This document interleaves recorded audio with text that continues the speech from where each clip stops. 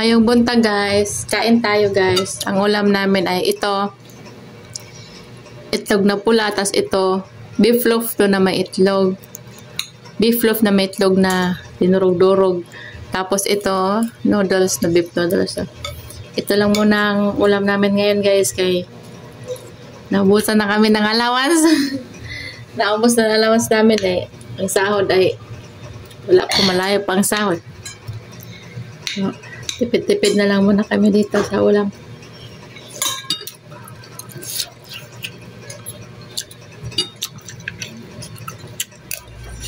Kain tayo.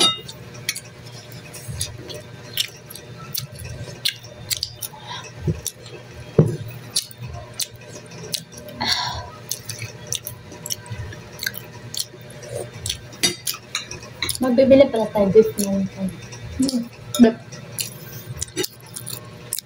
Ito rin ang baon namin ngayon guys. Nagbaon kasi kami.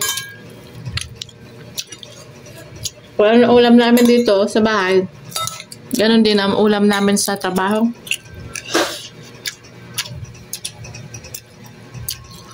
Kung bulad ang ulam namin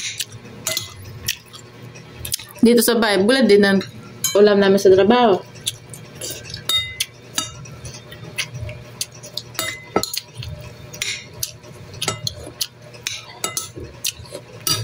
Pero di naman kami nalait pag kumakain, tas bulad ang ulam.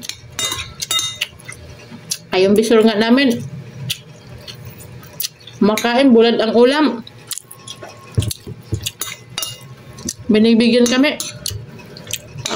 Pag kami din may ulam na bulad, hinihingian din kami.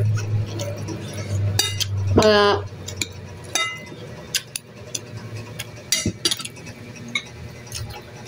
hindi big deal yung ulam na bulad.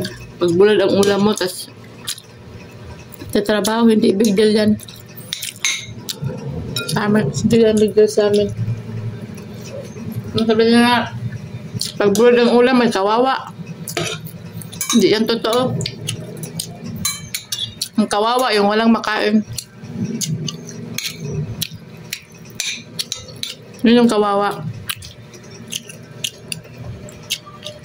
Pero kung may magkain ka pa, hindi ka po kawawa. Yung iba kasi nagpapaawa para tulungan. Diyos ko.